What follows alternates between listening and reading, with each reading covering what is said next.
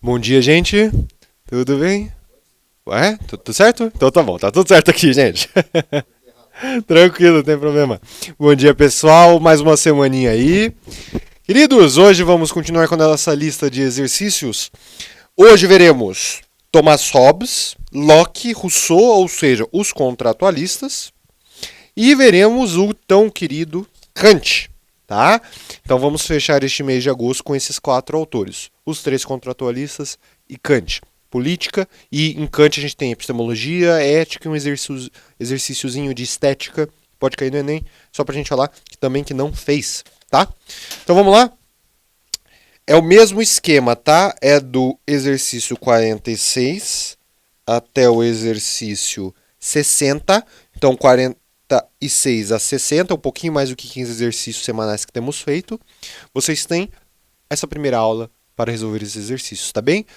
Ah, prof, é muito exercício, não deu tempo, tudo bem. Vá, veja até onde você vai. O restante faça em casa.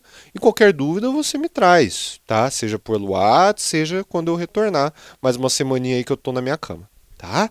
Então, é isso. Bons exercícios para vocês. Pode pausar esse vídeo, voltamos já já. Beleza. Então, voltando aqui, gente, vamos ao exercício 47 para resolver Thomas Hobbes, tá? Aqui. Thomas Hobbes Leviatã, o livro mais popular de política dele.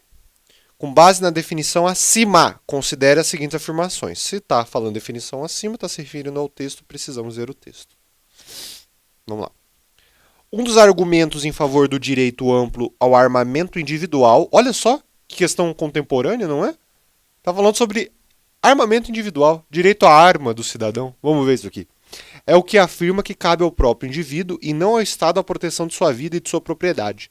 Esse argumento pode ser entendido nos termos da filosofia de Thomas Hobbes, como um direito de natureza, que o pensador inglês define no seguinte modo. Então vamos lá, definição. O que é direito da natureza para Hobbes?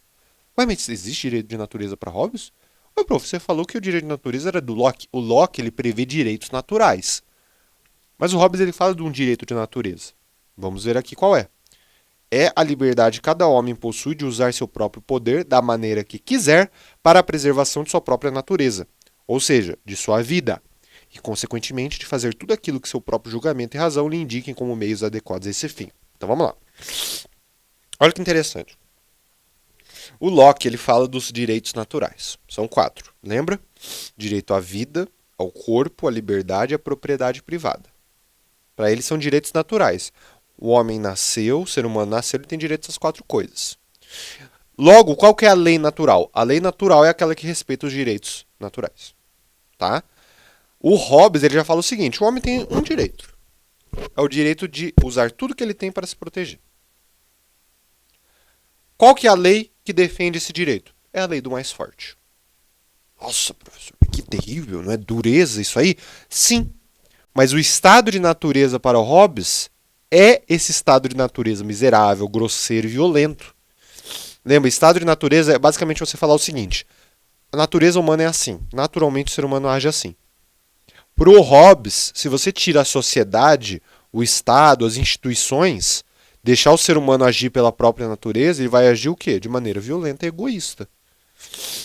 Geralmente, obras, por exemplo, livros de distopia, fim do mundo, que a humanidade ela tem que se reconstruir, geralmente eles optam para ir para o lado do quê? Que o ser humano ele age de maneira autoritária, egoísta, pela força. E há provas disso hoje em dia? Há. Vez ou outra, alguns dos nossos seres humanos aqui hoje, contemporâneos, eles agem de maneira imoral quando não estão sendo vistos. Isso é uma manifestação da natureza. Ah, se não tem ninguém para me punir, deixa eu ver o que eu consigo fazer aqui. Ah, vou parar naquela vaga ali que nem é destinado para mim, porque não tá ninguém vendo. Veja, é uma manifestação de uma natureza egoísta que a gente pode analisar pelo Thomas Hobbes, tá? Então é isso, o direito da natureza para o Hobbes é o direito do quê? Da força em prol da própria sobrevivência. Egoísta? Sim. Para Hobbes, a natureza humana é egoísta. Então vamos lá. Com base na definição acima. Tô aberto aqui? Tô aberto aqui. Considere as seguintes afirmações. O direito de natureza não garante a vida de ninguém? Não garante mesmo. A vida é um direito natural garantido por Locke. Pro Hobbes, não. O direito é o direito de se defender. Sua vida não está garantida. Você tem que conseguir se defender. É a lei do mais forte. 2. O direito de natureza não garante a propriedade individual? Muito menos. Veja, de novo é Locke, né? É uma contraposição. Locke fala, é um direito natural a propriedade privada.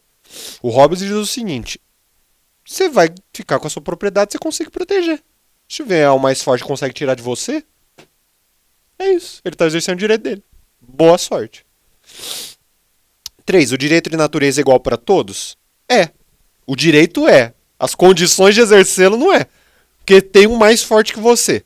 Você vai contra um mais fraco, você age, toma o que é dele, mas no nada impede que o outro use do mesmo direito para fazer o mesmo com você. Nossa, prof, eu não queria viver no estado da natureza de Hobbes, nem eu. A ideia de manter a sociedade é essa. Veja, é dessa maneira que o Hobbes ele justifica a sociedade. É necessário ter o Estado, a instituição, o poder social para o quê? Para limitar as ações do indivíduo. Se deixar ele pela própria natureza, vai virar um caos isso aí. Tá?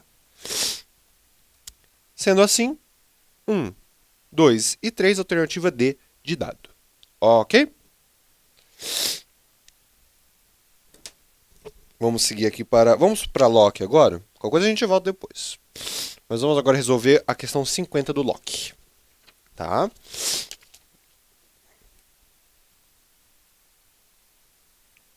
Aqui. Questão da UEL. Locke, 2 tratados sobre o governo. Com base no texto, nos conhecimentos sobre o pensamento de John Locke. Então, traz tudo do Locke. Estado de natureza do Locke é bom, até que um direito vá de encontro ao outro. Então, eu tenho meus direitos naturais, você tem seus direitos naturais. Os dois estão na sua razão de ter os 2 direitos garantidos. Os meus devem estar garantidos, os seus também. Porém, se o seu direito ele vai de encontro ao meu, quem resolve esse problema? Não há quem resolva. É preciso criar a sociedade para manejar esses conflitos entre os direitos dos indivíduos. Isso é Locke. Vamos ver o texto. Por conseguinte, todo homem, ao consentir com outros em formar um único corpo político sob um governo único, ou seja, ao criar o Estado, assume a obrigação perante todos os membros da sociedade de submeter-se à determinação da maioria e acatar a decisão desta. Ou seja, adentrando uma sociedade, um corpo social, um corpo político, todo mundo se submete ao mesmo corpo social e político. Do contrário, esse pacto original pelo qual ele juntamente com os outros se incorpora a uma sociedade não teria nenhum significado e não seria pacto algum, caso ele fosse deixado livre e sob nenhum outro vínculo além do que tinha antes no estado de natureza. Basicamente está falando o seguinte, se o indivíduo ele adentra a sociedade, é necessário que ele seja abraçado, atendido pelas mesmas leis que atendem a todos os outros. É necessário que todos participem desse corpo social. Ninguém fique destacado. Isso é justiça, para Locke até. É uma harmonia, com base nesse texto dos conhecimentos sobre o pensamento de Locke. Opa, tá tudo aqui. Vamos lá. O ser humano deve superar o estado de natureza, fundando a sociedade civil e o Estado, cedendo seus direitos em prol da paz social? Tá. Primeiro, o ser humano ele não deve superar o estado de natureza. A superação do estado de natureza acontece. Não é uma coisa que ele precisa. Precisa criar o Estado. Não. O Estado ele é uma criação artificial diante de algum problema. No caso do Locke, a ameaça aos direitos de natureza do indivíduo. Tá? E outro problema, cedendo seus direitos? Não. Ceder os seus direitos é algo do Hobbes. É necessário ceder direito a uma parte, ceder parte da sua liberdade, parte da sua propriedade em prol do Estado para preservar sua vida. Para Locke, não. Para Locke, o Estado ele é criado para garantir os direitos, não para que você tenha que abrir mão deles. B. Os indivíduos, no estado de natureza, são juízes de si mesmos. Fundam o Estado para garantir segurança e direitos individuais por meio das leis? Interessante, porque vamos lá. No estado de natureza, você tem seus direitos, eu tenho o meu, você vai defender os seus direitos, eu vou defender os meus. Isso é ser juiz em causa própria. E o Estado é criado para garantir a segurança e os direitos? Perfeito. Tá? B tá muito boa. C. O poder do Estado deve ser absoluto para a garantia dos direitos naturais. Aqui já está errado, porque o Estado do Locke não é absolutista. O Estado do Hobbes é. O Estado do Locke ele tem a sua tripartição de poder. Não está na mão só de uma força, só de um indivíduo. Não. D.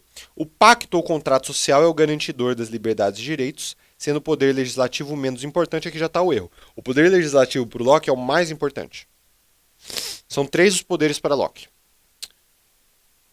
o executivo, o legislativo e o federativo. Mas o judiciário? Essa divisão, executivo, legislativo e judiciário, é uma divisão do Montesquieu, é outro autor. O Locke ele dividia entre executivo, que é aquele que administra e também julga. Então a função do judiciário do Montesquieu está no executivo do Locke. O legislativo, que é aquele que desenvolve as leis. E o federativo, que é um poder de comunicação com outras nações. Tá? O legislativo ele é o mais importante, porque ele define as leis, as regras do jogo. Tá? E o ser humano se realiza como um ser possuidor de bens, sendo sua posse o que garante tolerância religiosa. O Locke ele não vai falar nada sobre posse garantir tolerância religiosa, livre iniciativa da economia. Isso aqui é uma pegadinha, porque o Locke ele é um pensador liberal. Mas ele não vai falar nesses termos aqui. Da posse de bens ser a garantia para a tolerância religiosa. Isso é uma linha de raciocínio que tiraram do nada nessa questão.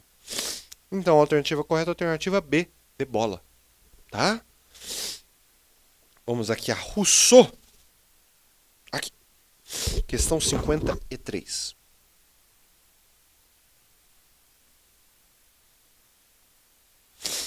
Aqui. Questão 53 da PUC. Então, novamente, né? Eu já falei isso para vocês na semana passada. PUC, o texto é específico. Teve um ano que caiu um texto de Rousseau. Então, é umas perguntas bem específicas que, dependendo, você consegue desenvolver a partir do que você sabe sem ter lido o texto. Mas se você for fazer federal e PUC, te convido a ler o texto. Essa aqui dá para fazer sem, tá? Então vamos lá. Questão 53. Rousseau, no texto sobre a origem e os fundamentos da desigualdade entre os homens, que é o texto que a PUC deve ter cobrado, estabelece que, então, qual que é a origem da desigualdade entre os homens? Sem ver as alternativas. Qual que é a origem de todo o mal social, da desigualdade para o Rousseau? Propriedade privada. É o ter algo que é só meu e eu impeço que você usufrua dele. Nossa, prof. Isso lembra Marx, né? Socialismo. Pois é, o Rousseau veio antes. O Rousseau acaba ressoando em Marx tempos depois, tá? E nisso eles concordam. Vamos lá. Estabelece que a invenção da propriedade privada, das sociedades e das leis foram acontecimentos que deram origem, diversificaram e aprofundaram as formas de desigualdade? Sim. Lembro que para Rousseau o estado de natureza estava ótimo. Não precisava criar sociedade. Estava maravilhoso. Mas aí citando o próprio Rousseau, maldito seja aquele que pegou um pedaço de terra e falou, isso é meu. E maldito também aquele que viu este primeiro fazer isso e não fez nada. Que aí está a origem de todo o mal para o Rousseau. B. A desigualdade natural entre os homens é a principal razão da desigualdade social e política? Errado. Existe desigualdade no estado de natureza de Rousseau? Existe. Mas é uma desigualdade a nível da individualidade de cada um. Ah, aquele é mais alto, aquele é mais baixo. Aquele é mais forte, aquele é mais fraco. Mas nada disso é utilizado em prol do egoísmo. A desigualdade social ela vem da propriedade privada, não de desigualdades naturais. C. A desigualdade econômica se deve, sobretudo, à inteligência mais aguçada dos ricos? Não. A desigualdade ela não se origina com o caráter maléfico de alguns indivíduos. Não. Todo mundo, até aquele que tem pouco, tem a propriedade privada entranhado em si. Tanto que ele tem. É pouco, mas tem. Então, a propriedade privada é algo que se dissemina em toda a sociedade, que é um mal em toda a sociedade. Tá? Independente da classe. Essa distinção de classe é algo que vem depois com o Marx e o Engels. D. A invenção da sociedade e das leis nasceu para garantir os direitos naturais da vida e da propriedade? Não. A invenção da sociedade e das leis nasceu para garantir os direitos do indivíduo. Não necessariamente direito à propriedade. A propriedade é um mal, você tem que administrar ela. Você não tem como distingui-la agora. Ah, vou tirar. Finge que propriedade nunca existiu. Não. Não, não, não. Agora você tem que manejar isso. Mas não necessariamente você tem que garantir. Essa alternativa, se você quiser circulá-la e tirar uma flechinha, isso aqui é bem do Locke, tá? Esse pensamento. Porque, olha que interessante. Para o Locke, propriedade privada é um direito. Para Rousseau, não é um direito. É um mal que veio abalar as relações humanas. E a invenção da política marcou o fim da desigualdade entre senhores e escravos? Não. Não. Pelo contrário, a propriedade privada ela deu origem a essa desigualdade entre senhores e escravos, aquele que tem, aquele que não tem, e a política, ou seja, o Estado, a sociedade, ela é criada para lidar com esse problema. Ai, prof, por que a gente não volta para o estado da natureza, para o Rousseau? Não dá mais. A partir do momento que alguém ela pegou uma coisa e falou é minha, tenta tirar da cabeça dessa pessoa que aquilo não é dela. Agora pensa que essa pessoa é a sociedade humana. Não tem como agora. Você só chegar no mundo, né? E essa é uma crítica que muitos fazem ao socialismo científico do Marx e Engels, né? Porque o socialismo ele fala da revolução socialista, que é o quê?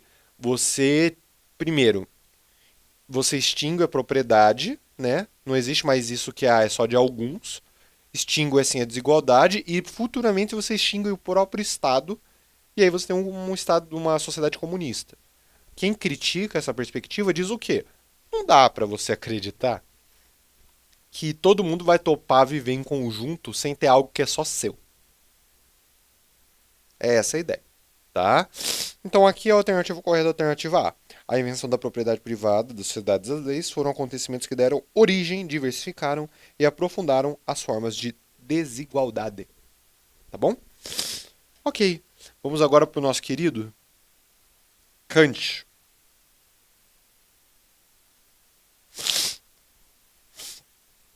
Aqui. Pronto. Questão 55. Vamos lá. De acordo com a filosofia kantiana, pode-se afirmar que, vamos ler o texto para saber, né? Aqui está perguntando sobre a filosofia kantiana como um todo, mas vamos pegar o texto como referência, tá? No século XVIII, o filósofo Immanuel Kant formulou as hipóteses de seu idealismo transcendental. Idealismo transcendental é uma terminologia para se referir à filosofia do Kant, tá? Segundo Kant, todo conhecimento logicamente válido inicia-se pela experiência, mas é construído internamente por meio das formas a priori da sensibilidade, espaço e tempo, e pelas categorias lógicas do entendimento. Dessa maneira, para Kant, não é o objeto que possui uma verdade a ser conhecida pelo sujeito cognoscente. O cognoscente é aquele que conhece. Mas sim o sujeito, que ao conhecer o objeto, nele inscreve suas próprias coordenadas sensíveis e intelectuais. Se você quiser puxar, ó, onde começa dessa maneira até intelectuais, a última oração, ele está falando sobre a Revolução Copernicana, né? Não é o objeto que é a referência para saber o que é conhecível. São as estruturas do sujeito que são a referência, tá? E de acordo com essa filosofia, vamos à questão então.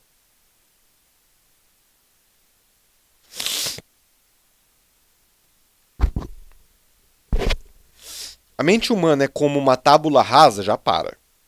O conceito de tábula rasa é do Locke, não é do Kant. B. Os conhecimentos são revelados por Deus para os homens? Não. Deus ele não é uma figura que interfere no processo de conhecimento para o Kant, tá? C. Todos os conhecimentos são inatos? Não. Não existe inatismo. Kant é um filósofo da antiguidade? Esse é o pior de todos, né? A questão é só você saber o período histórico que Kant está inserido. Ele é um filósofo da modernidade, não da antiguidade. E, para Kant, o centro do processo de conhecimento é o sujeito, não é o objeto. É a Revolução Copernicana, né, gente? Antes eles compreendiam o objeto como o centro do processo de conhecimento e depois é o sujeito. Tá? Alternativa E de elefante.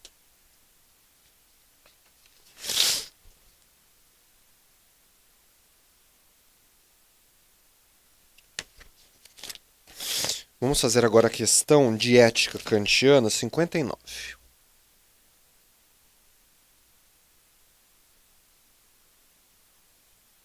Aqui, da UEL, ó que beleza. Ó, aqui está o texto, eu vou subir para ver a fonte e o comando da questão, tá? Ali, ó. Fundamentação da metafísica dos costumes. Eu citei esse livro em aula, por quê, ó? Fundamentação da metafísica dos costumes. Costumes é o quê? Costumes humanos, costumes morais. Metafísica é algo além da física, é algo a priori. Quando fala fundamentação da metafísica dos costumes, é a fundamentação de um princípio a priori dos costumes humanos. Esse é o sentido do nome desse livro. Com base no texto e nos conhecimentos sobre a teoria kantiana do dever. O que é dever? Você lê esse comando aqui, você tem que lembrar o que é dever para o Kant. Vamos lá, a gente está falando de moral, ética. O que fazer, o que não fazer, o que é correto fazer, o que não é correto fazer. O que é dever? Dever é a característica de uma ação que passa pelo filtro do imperativo categórico. Ai, meu Deus do céu, calma. O que é o imperativo categórico? O imperativo categórico é esse critério a priori ético. É o grande critério. Ah, eu faço ou não faço? O que você tem que levar em conta? O imperativo categórico. E o imperativo categórico ele te convida a pensar da seguinte forma. A sua ação, aquilo que você está prestes a fazer, é válido que todo mundo faça o que você vai fazer agora? Se todo mundo agisse da maneira que você vai agir agora, o mundo seria um lugar mais ordenado? Eu vou trazer de novo o exemplo que já coloquei em sala de aula para vocês. Colar na prova. Essa é aquela dúvida. Você está na sala do vestibular da UEL. Você dá aquela respirada. Questão 50, vamos colocar aqui, ó, vou visualizar. 57. Tá um saco fazer a questão. Você está cansado. Você olha para frente, dá aquela pescoçada, o cara tá deitado, a questão 57 está aberta ali, tá feita. Colo ou não colo? Você pode pensar, pô, se eu colo ou não colo, Jesus tá vendo? É uma pergunta que você pode fazer. Se o critério é religioso, se o critério é uma moral antiga, como Platão. Agora, qual que é o critério do Kant? Bom, o imperativo categórico ele vai falar da seguinte maneira. Haja de tal maneira que a máxima da tua ação valha como uma lei universal. Então, pega a ação que você está prestes a fazer, que você está em dúvida de fazer, transforma numa lei. Colarás. Olha que beleza. Seria bom para o mundo que todo mundo colasse e seguisse essa lei? Não. Se não, você não faz. É essa a linha de raciocínio do Kant. Se a tua ação não pode ser elevada ao nível universal, ou seja, de todo mundo agir desta maneira, não deve fazer. Se não passa por este filtro do imperativo categórico, não tem dever. Se passa, tem dever. Então, dever é a característica, o caráter de uma ação que pode ser elevada à lei universal. Beleza? Vamos à questão. Com base no texto... Ah, vamos ler o texto lá? Ó. Vamos ver o que ele está falando. Dever é a necessidade de uma ação por respeito à lei. A lei é o imperativo categórico. Devo proceder, olha o imperativo escrito aqui, devo proceder sempre de maneira que eu possa querer também que a minha máxima se torne uma lei universal. É o que a gente acabou de conversar. Tá? Com base no texto, nos conhecimentos sobre a teoria kantiana do dever. Alternativa... Qual questão que é essa?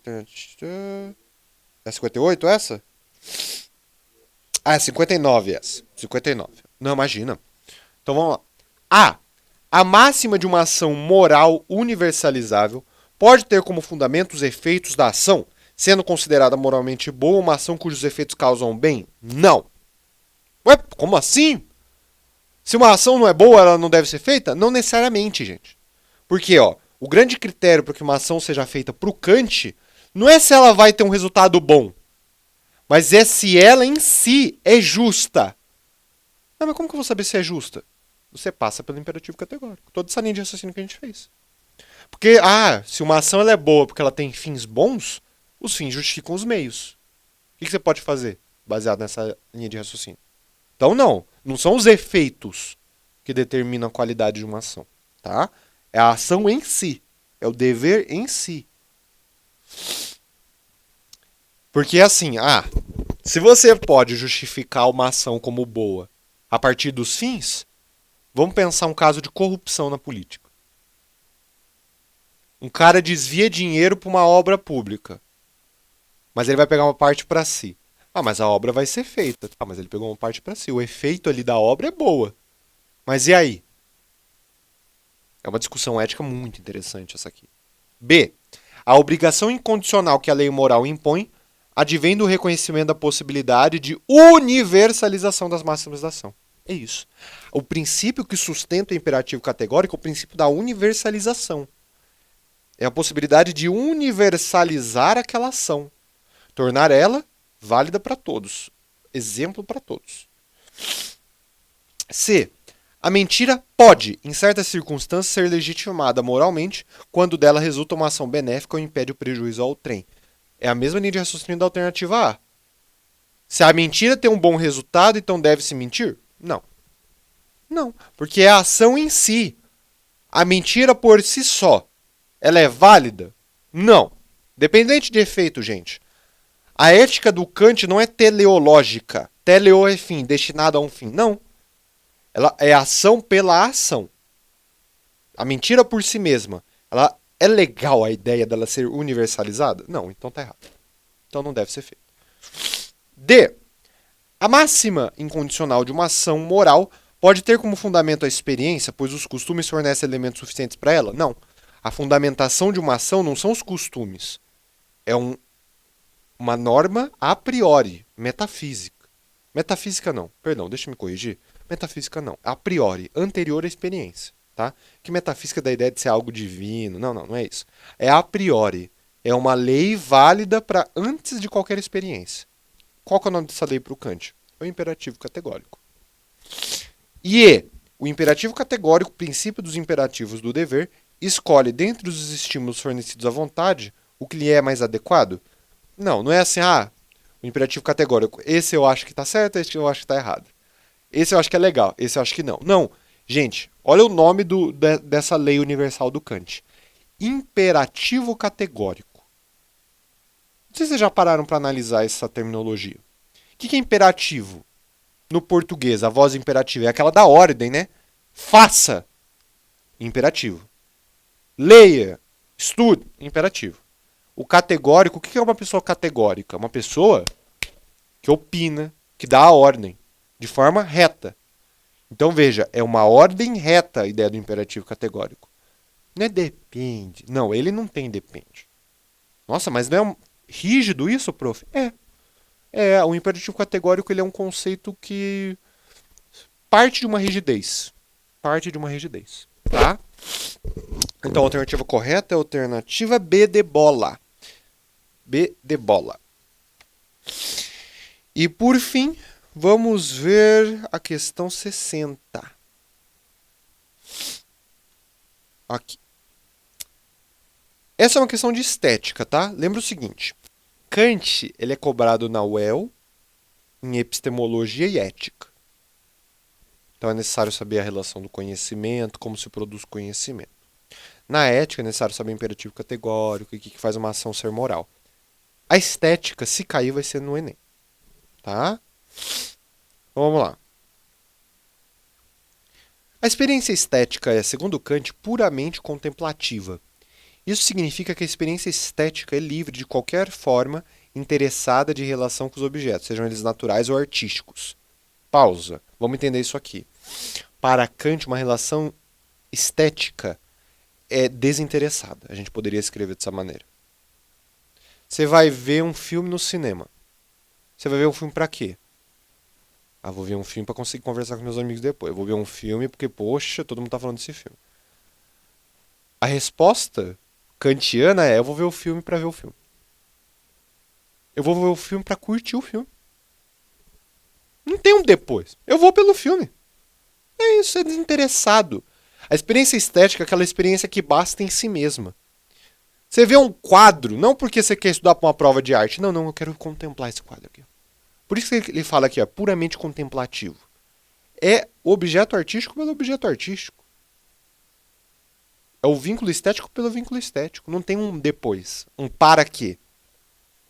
É interessante pensar aqui, vamos brincar um pouquinho com as palavras. A experiência estética para o Kant é inútil. Como assim inútil? Sem utilidade, não tem um para quê, não tem um fim depois. Por isso inútil. E tá tudo bem. Tá ótimo, inclusive, pro Kant.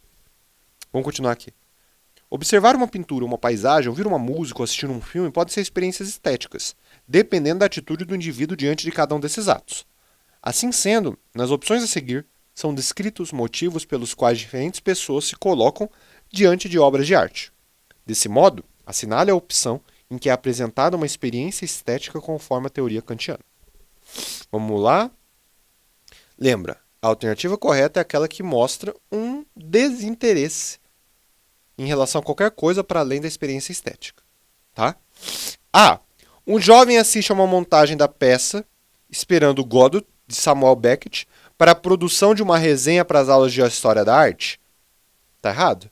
Por quê? Tem uma finalidade. Ele vai ver a peça não para ver a peça, curtir a peça, para escrever uma resenha. Não é experiência estética. B. Uma senhora assiste a um filme considerando que sua experiência possui valor em si mesma e por si mesma. É isso. Minha senhora, por que vai ver o filme? Para ver o filme. Posso comprar uma pipoca, posso comprar um chocolate. Eu vou lá pelo filme. É isso. Experiência estética. Um homem rico assiste a um concerto beneficente patrocinado por ele para mostrar à sociedade que é um filantropo. Veja, existe uma finalidade, existe um interesse. Uma senhora lê Mr. Dalloway, um romance de Virginia Woolf, no idioma original para aprimorar seu domínio de inglês. De novo, não é leitura do livro pelo livro. Não é leitura pela leitura, pelo prazer da leitura. Tem uma finalidade. Está errado. Um geólogo observa uma fotografia de paisagem buscando localizar determinadas formações rochosas. De novo, ó, é um interesse intelectual. Gente, uma experiência estética é uma experiência que possui o belo. O que é o belo? É um prazer desinteressado. Para o Kant, a experiência estética é estética enquanto desinteressada. Você não quer tirar nada dali. Nada. Olha que interessante, isso aqui é algo muito, muito bacana para pensarmos a relação que nós temos hoje com a arte, com momentos. Às vezes, olha que loucura, a gente quer ir num lugar, comer num lugar, ir ao cinema ver uma coisa, para poder tirar uma foto e postar no story. Eu quero ir lá para quê? Para mostrar que eu fui. Não para sentar e ter um papo legal no jantar, naquele restaurante bacana, provar a comida, meu. Provar a comida, sentir o sabor dela. A gente tem esse sério problema de às vezes não saborear, a gente engole. Não saboreia. Não saboreia. No intervalo aqui dessas gravações, aqui a gente tá gravando um monte, né, de uma vez. Luiz e eu, agora há pouco a gente falou, vamos sair tomar um café. Às vezes a gente na pressa, sair, tomar um café, engolir o café, voltar aqui e fazer gravação. Não sente sabor do café. A gente foi lá fora dar um salve pra vocês, não vê, como que tá o dia, sentir o calor do dia, a brisa do dia. Por quê? Porque a gente vive nessa pressa. E quando não é numa pressa, é num consumo. Eu vou assistir uma coisa pra consumir aquilo. Eu falei pra vocês um dia antes dessa gravação aqui, como que a gente vive numa ideologia do ter. A gente acorda pra quê? Eu acordo para ter aula. Ao invés de ir eu vou pra aula. Eu vou vivenciar a aula. É a aula por si mesma. A gente não tem esse prazer estético nas coisas que o Kant nos convida a ter. Kant, ele fala, por exemplo, ele fala pra mim nesse momento. Você quer ter uma experiência estética no momento da gravação dessa aula? Não pensa que tá gravando a aula pra quê? Pra garantir que vocês tenham aula. Não, é pra ter o prazer em si da aula. Da explicação, do gosto, da companhia do Luiz, de saber que vocês vão ter uma aulinha, mas é o prazer pelo prazer. Percebe? Então guarda isso. Se aparecer uma questão de estética, é o prazer desinteressado, o prazer que basta em si. Porque ele já é especial por si próprio. Tá bom? Queridos, encerramos essa gravação por aqui. Semana que vem teremos a última aula gravada, tá? No dia 6 de setembro. E planejo no dia 13 de setembro estar de volta na sala de aula. Ok? Então, fechamos depois com os filósofos do final da modernidade e o começo da contemporaneidade. Ok? Bom final de semana. Até semana que vem. Tchau, tchau.